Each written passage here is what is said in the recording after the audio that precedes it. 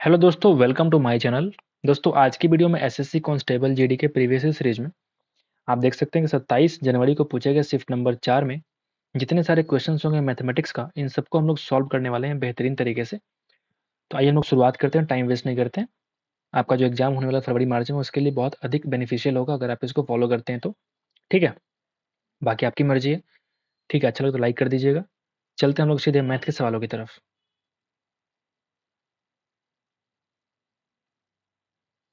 आप देख सकते हैं कि मैथ का सवाल आ चुका है आपके सामने।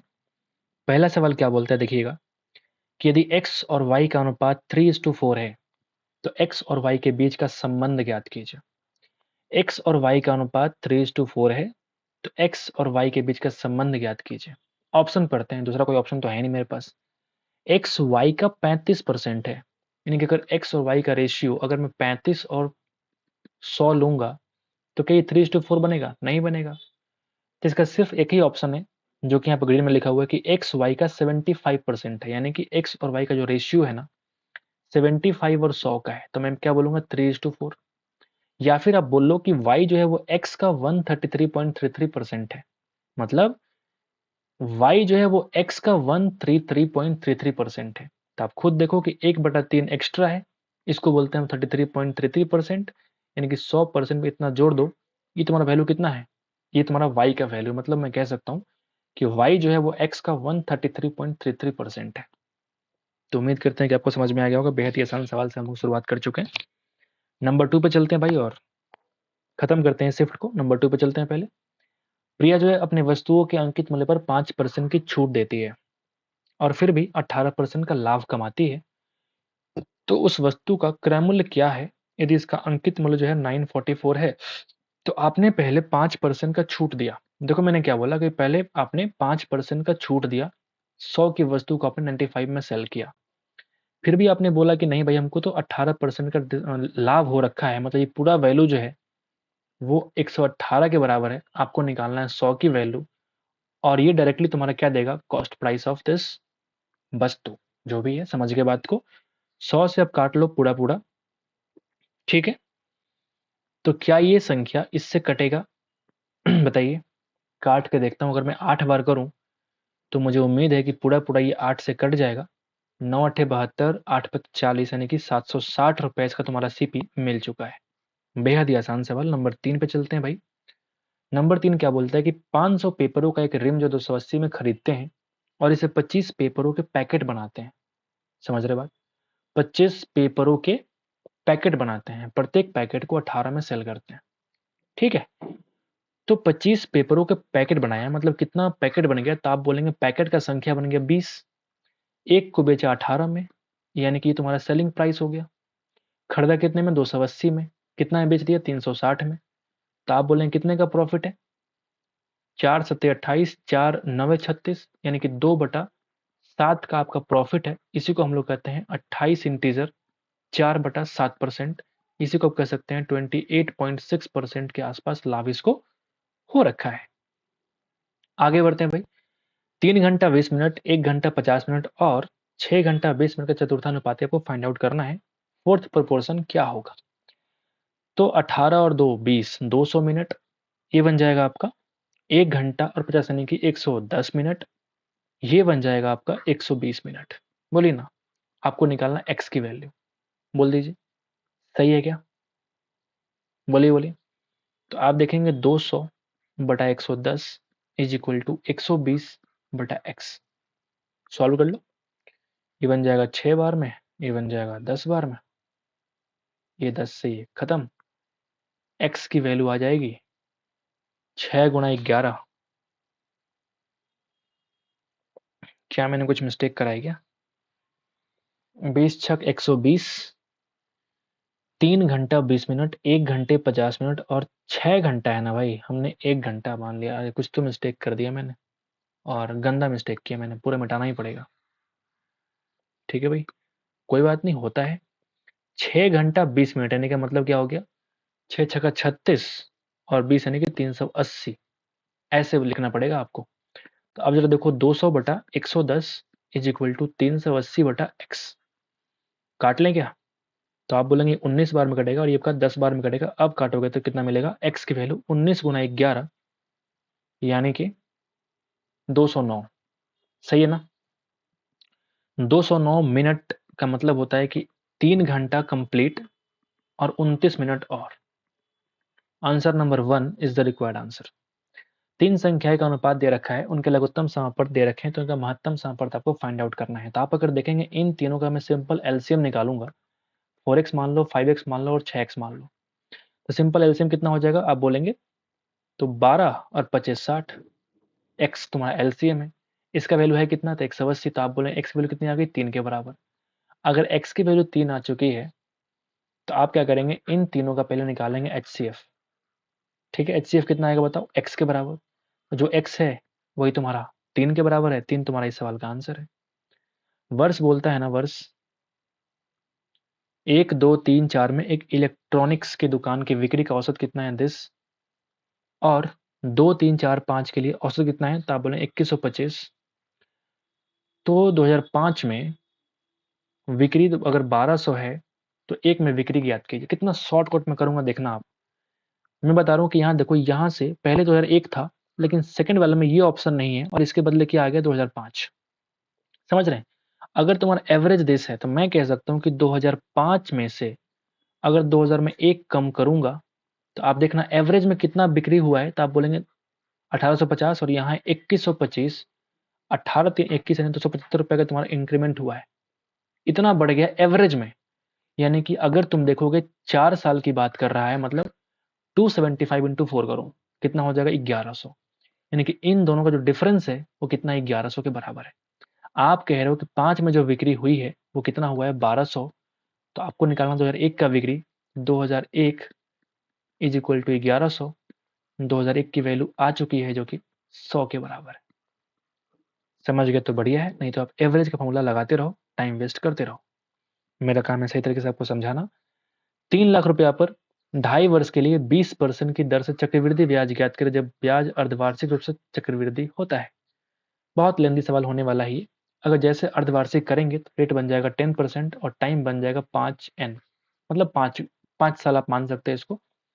10% को आपको निकालना है भाई 5 बार। समझ रहे हो बात। तो आपने 4 बार का निकाल के रखा है पहले से, 46.41 होता है। ठीक है, और एक बार आप और निकाल लो 10%। तो इन सबको अलग अलग निकालो या फिर ये 2 बार निकाल दो। बोलिए, मेरा काम सही तरीके से आपको समझाना है। तो मैं अगर बोलूंगा कि 46.41% अगर मैं निकालूंगा 3 लाख रुपए का, तो कितना आएगा बताइए, 3 लाख बटा 100 इंटू 46.41। डेसिमल को हटाया, नीचे 100 बन गया, तो 100 और 100 मिलके 1 2 3 4 काट देगा। यानी कि 4641 को 3 से गुणा करो और जीरो लगाओ। जीरो लगा दिया पहले, 3 एकम 3, 3 चौका 3 एकम 3, ठीक है, 3 चौका 12, कैपिटल सॉरी कैरी 1, 3 चौका 18, 1 19, 1, 3 चौका 12 और 1 13, 1,39,230। यहाँ लिखो 1,39,230। मैं शॉर्टकट करने की पूरी कोशिश कर रहा हूँ, बहुत लंबी सवाल है ये। और 10% कितना हो जाएगा, तो आप बोलेंगे 3,000। बोलिए, आप बोलेंगे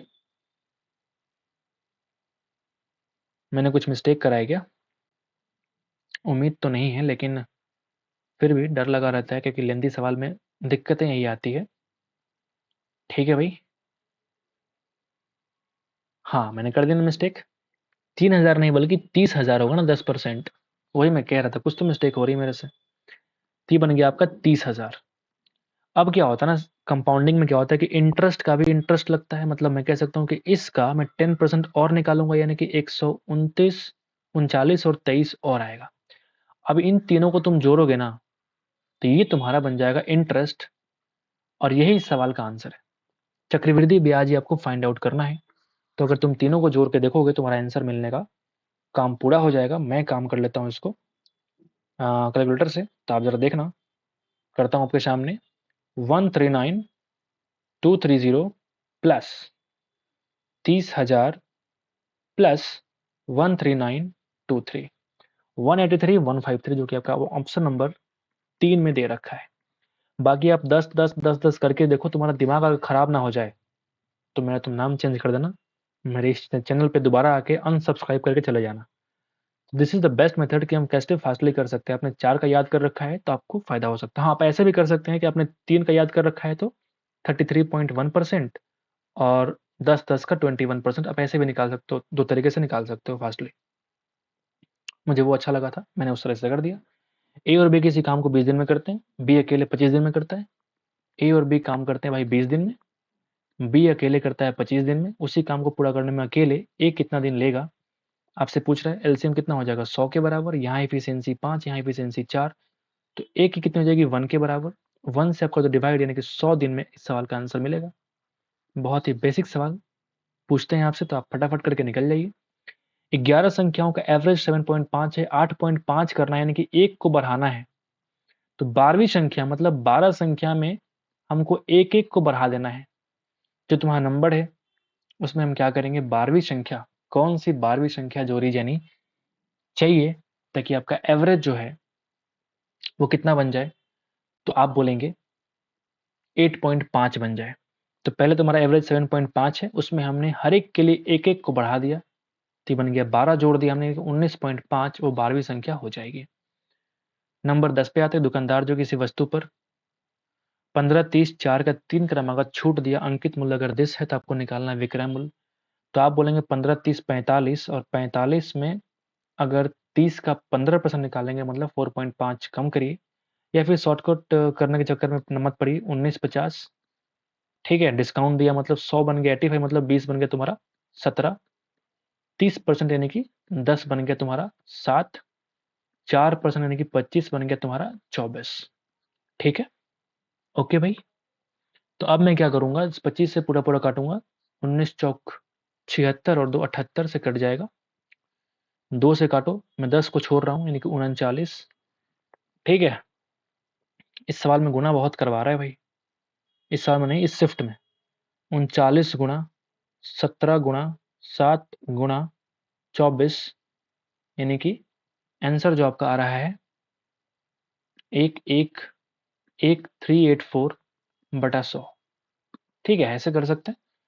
डिवाइड किया हमने 2 बार, 100 से तो बन गया 1113 पॉइंट समथिंग। तो आप देखेंगे इसका आंसर अप्रोक्सीमेटली, देखो निकटतम पूछ रहा है, कहीं थोड़ा सा मिस्टेक हो गया होगा। नहीं, answer number 1 is the required answer. दोबारा आप करके देख लेना कि हमने कहाँ मिस्टेक किया है, कुछ खास है नहीं सवाल इसमें। 1113 इस सवाल का आपको आंसर देखने को मिल रहा है। आगे बढ़ते भाई, चतुर्थानुपातियों को फाइंड आउट करना है। ऑप्शन नंबर जो भी है, कैसे निकालेंगे, तो 11/6, 11.6, 9.2 इज इक्वल टू 32.8, और ये बन जाएगा आपका x, जो कि फाइंड आउट करना है। ठीक है, ठीक है भाई। तो कैसे काटे हम, फटाफट बताइए, फटाफट काटने के तरीके बताइए। तो फटाफट तो नहीं समझ आ रहा है, सीधे हम करते हैं x की वैल्यू कैसे निकालेंगे। तो आप बोलेंगे 32.8 गुणा 9.2 बटा 11.6। ठीक है भाई। तो अगर तुम 4 से काटोगे तो ये बन जाएगा 23.4 से, ये बन जाएगा 4 दूना 8, 25 4 29। ठीक है, सही है ना। फिर अगर देखोगे यहाँ पे इस डेसिमल को हटाया मैंने तो नीचे आ गया 10 के बराबर, और अगर मैं काटने की कोशिश करूँ तो 29, 90, 290 और 38 नहीं कटेगा। मतलब फिर से जो है लेंदी सवाल आपको देखने को मिल रहा है। पता नहीं ऐसा सवाल क्यों पूछते हैं एग्जाम हॉल में, दिमाग खराब करने के लिए। 328 इंटू 23 और डिवाइड कर लो 290, तो आपका मिल गया आंसर ऑटोमेटिक 26.01 मीटर, जो कि आपका आंसर नंबर 4 आपको दे रखा है। 12 पे आते हैं भाई। एक गांव की जनसंख्या पहले वर्ष में 12.5% की वृद्धि होती है, दूसरे वर्ष में 8% की कमी होती है। वर्तमान जनसंख्या अगर 10 है तो आपको निकालना 2 वर्ष बाद की जनसंख्या कितनी हो जाएगी। 12.5% का मतलब 1/8% की वृद्धि। 1/8 की वृद्धि मतलब पहले अगर 8 ही था, कितना बन गया 9 के बराबर, समझ गए, यानी कि 3200/8 इंटू 9। ठीक है, अगले बार 8% की कमी, यानी अगर पहले 100 था तो अब कितना बन गया 92। काट लो, आंसर निकाल लो। 2 जीरो से 2 जीरो खत्म, 8 चौका 32, यानी कि अगर मैं गुना करूंगा तो 9 चौका 36 और 4 दूना 8, यानी कि 368 गुणा 9, 9 8 72, 7 9 54 और 7 61, कैरी 6 27 और 6 यानी कि 3312 इस सवाल का आपको आंसर देखने को मिल रहा है। एक गोले का व्यास दे रखा है, इसका वक्र पृष्ठीय क्षेत्रफल अर्धगोला की बात करता है, मतलब 2 पाई आर स्क्वायर, और संपूर्ण पृष्ठीय क्षेत्रफल के मानों का आपको निकालना है अनुपात। तो फिर इसकी आवश्यकता है ही नहीं मेरे को, हमने फार्मूला लिखा, पाई आर स्क्वायर कट गया, 2:3 इस सवाल का आंसर है। आगे बढ़ते भाई, ए और बी किसी काज को 21 दिन में करेंगे, बी और सी, फिर सी और ए दे रखा है, तो तीनों मिलकर कितने दिन में करेंगे। तो आप बताओ, अगर इन तीनों का मुझे एफिशिएंसी निकालना पड़े, ठीक है, तो हम क्या करेंगे, पहले देखो ए प्लस बी, फिर देखो बी प्लस सी, फिर देखो सी प्लस ए, ऐसे दे रखा है। ये बहुत बेसिक सवाल, बहुत दिन से पढ़ते हुए आ रहे हैं। 21 डेज, 24 डेज और ये 33 डेज। अगर इन तीनों का एलसीएम निकालोगे तो कैसे निकाल पाओगे बताओ, निकालो एलसीएम। हमने यहाँ 3 कॉमन निकाला तो 7, ये 8 और ये 11, ठीक है, 7 8 11 सही है। यानी कि तुम्हारा एलसीएम बनेगा ही 7 गुणा 8 गुणा 11 एलसीएम और इंटू 3। क्लियर है, क्लियर है भाई। चलो चलो ठीक है। अगर मैं इनकी एफिशिएंसी की बात करूंगा तो कितना बनेगा बताओ, बता दो। 21 से डिवाइड करो, 3 और 3 कट जाएगा, यानी कि 88 इधर आ जाएगा। ये कितना आएगा बताइए, 24 से डिवाइड करो तो 7 और गुणा 11 77, 33 से करो 8 7 56, ठीक है। तो इन तीनों को जोड़ के हाफ करेंगे तो ए बी और सी की एफिशिएंसी मिल जाएगी मुझे, तीनों का सम मिल जाएगा, यानी कितना हो जाएगा बताइए। तो आप बोलेंगे 44 और प्लस 28, कितना हो जाएगा, 44 प्लस 28 प्लस ये कितना है 38.5, ठीक है। 4 2 6 3 9 90 प्लस 4 8 4 12 और 8 20.5, यानी कि 110.5 तुम्हारा क्या हो जाएगा, इन तीनों का एफिशिएंसी का सम हो जाएगा। नहीं हो जाएगा, 110.5, यानी कि 221/2 बोल सकते हैं इसको, बोलिए। मतलब 221/2 से हम डिवाइड करेंगे, तुम्हारा आंसर यहाँ पे मिलने वाला है ऑटोमेटिक। आओ जरा काट ले, कटेगा क्या, लगभग बोल रहा है, लगभग कितने दिन में पूरा करेंगे, मतलब फिर से ये जो है पॉइंट में आंसर आने वाला है, कटने वाला तो है नहीं, ना 3 से कट रहा है, ना 7 से कट रहा है, ना 8 से कट रहा है, ना 11 से कट रहा है। तो मैं एक काम करूंगा, इस 221 को हम बनाते हैं 220 थोड़े वक्त के लिए। हमने क्या किया, थोड़ा सा माइनस किया, तो पूरा पूरा कट जाएगा 20 से, थोड़ा सा ज्यादा इसका वैल्यू आने वाला है, समझ रहे हो बात। अगर इसको काट दूं 2 से तो बन जाएगा पूरा पूरा 10 से थोड़ा सा अधिक वैल्यू आएगा।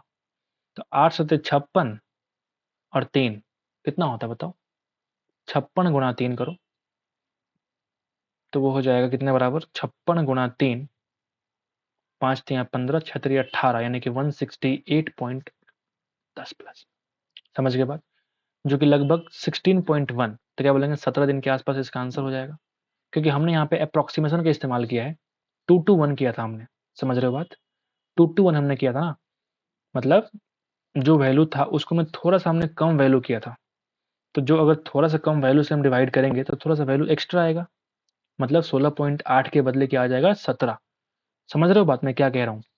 ये 10 से थोड़ा वैल्यू हमने कम किया था, तो 10 से डिवाइड किया हमने तो 16.8 बनेगा, लेकिन 10 से अगर थोड़ा वैल्यू कम से करेंगे तो थोड़ा वैल्यू अधिक आएगा, जो कि 17 दिन के बराबर आपका आंसर आएगा, ठीक है। इस शिफ्ट में हर सवाल क्या है, अप्रोक्सीमेशन से करना पड़ेगा, थोड़ा सा मुश्किल शिफ्ट मुझे लग रहा है इन पॉइंट ऑफ कैलकुलेशन के पॉइंट से अगर देखा जाए तो। वृत्ताकार ट्रैक पे दौड़ते हैं, तीनों को चक्कर पूरा करने का समय 6 मिनट 8 मिनट और 3 मिनट का समय है, तो कब मिलेंगे दोबारा। आसान सवाल होते हैं, इनका निकाल दो एलसीएम। तो अगर 6 8 और 3 का एलसीएम निकालोगे तो बन जाएगा 24 मिनट, यानी कि 24 मिनट के बाद इन तीनों मुलाकात करेंगे दोबारा, यानी कि 5.24 PM पे इनकी मुलाकात हो जाएगी, अगर ये 5 बजे चलना शुरू करेंगे तो।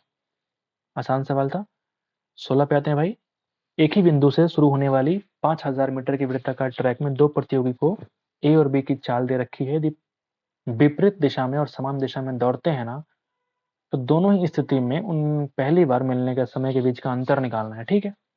अगर टाइम टू मीट में निकालूं, कब, जब वे सेम दिशा में चल रहे हैं, तो क्या करूंगा, 5000 बटा सेम का मतलब उन दोनों के डिफरेंस, स्पीड का डिफरेंस, यानी कि 18 किलोमीटर पर आवर को हम क्या बोलते हैं, 5 मीटर पर सेकेंड, यानी कि 1000 सेकेंड लगेगा। ठीक है। अगर मैं टाइम टू मीट निकालूं कब, जब दोनों विपरीत दिशा में चल रहे, मतलब दोनों का सम निकाल दो, यानी कि 36 और 54, यानी कि कितना हो जाता है, 60 70 90, 18 पचे 90, यानी कि 5 पचे 25, यानी मैं काटूंगा कितना बन जाएगा, 200 सेकेंड। आपसे कह रहा है कि इन दोनों टाइम के बीच का अंतर निकालो, यानी कि 800 second is the required answer.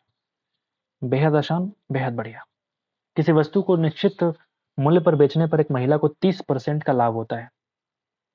यदि वह इसे दोगुने मूल्य पर सेल करती तो अर्जित लाभ कितना परसेंट होगा। एक वस्तु को निश्चित मूल्य पर सेल करने पे, जैसे मान लिया हमने 100 रुपये अगर सीपी है, तो अगर 30% का लाभ कराऊं इसको तो 130। तो वही कह रहा है कि किसी वस्तु को अगर सेल करता है किसी निश्चित वस्तु पे, निश्चित मूल्य पे, तो उसको 30% का प्रॉफिट होता है। अगर इसके दोगुना मूल्य पे सेल करे, 260 में सेल करे, तो कितने का प्रॉफिट होगा भाई, 160% का प्रॉफिट होगा। आगे बढ़े। एक अफजल की मासिक आय 35,000 रुपया है। वो मासिक आय का 20% भोजन पर, 30% कपड़ों पे और 15% किराए पे खर्च करता है। तो कितनी धनराशि की बचत करता है।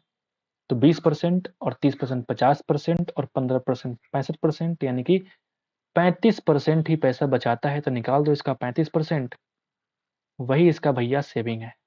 बोलिए ना, बोलिए ना।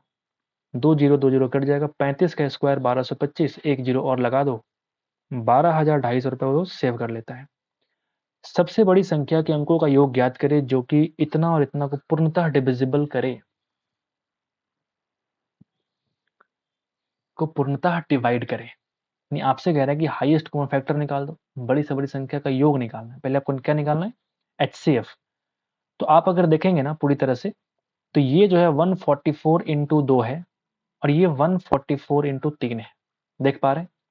तो आप अगर देखेंगे 2 और 3 तो कॉमन कुछ नहीं आएगा, लेकिन हाईएस्ट कॉमन फैक्टर मतलब इसका मैक्सिमम जो फैक्टर कॉमन हो पाएगा वही इसका एचसीएफ होगा। यानी 144 वो संख्या है जो इन दोनों संख्याओं को पूरी तरह विभाजित करेगा। तो इनके संख्या का जो योग है वो मुझे निकालना है। 4 4 8 1 9 इस सवाल का आंसर है। बाकी आप जो तरीका लगाना लगा लीजिए। एक शंकु की त्रिज्या और तिर्यक ऊंचाई दे रखी है, तो शंकु का कुल पृष्ठीय क्षेत्रफल आपको फाइंड आउट करना है। पाई आर एल प्लस आर, यही होता है total surface area of cone. ठीक है। यहाँ पे हाइट की आवश्यकता है ही नहीं, समझ रहे हो बात। यहाँ पे हाइट की आवश्यकता है क्या, बिल्कुल नहीं। तो आज जरा पटक दें वैल्यू को, 22/7, आर का मतलब 17, दोनों का सम का मतलब 42, 7 छक 42, 17 छक 102 गुणा 22। आप देखेंगे लास्ट में 2 गुणा 2 यानी कि 4 आने वाला है। 4 यहाँ पे सिर्फ ऑप्शन नंबर 1 में है, मार के निकल जाओ, बाकी तो कहीं है नहीं। 22 गुणा 2 44, 4, तो 22 गुणा 10 220 और 4 224। 2244 centimetre square is the required answer. उम्मीद करते हैं कि आपको समझ में आ गया होगा। तो एक बार लाइक कर दीजिएगा हमारे इस वीडियो को। अगर आपको अच्छा लगता है तो सब्सक्राइब भी कर सकते हैं, ये आपकी मर्जी के ऊपर है। प्रेशराइज नहीं करते कभी किसी चीज़ में, किसी वीडियो में नहीं बोलते कि सब्सक्राइब ही करिए, बस मोटिवेट करने के लिए आप कर सकते हैं ताकि थोड़ा सा और अच्छा काम करें। ठीक है। बाकी इस वीडियो को देखने के लिए बहुत बहुत धन्यवाद दिल से। ठीक है, मिलते हैं आपसे नेक्स्ट वीडियो में। तब तक के लिए थैंक यू मेरे दोस्त, पढ़ते रहिए हमेशा।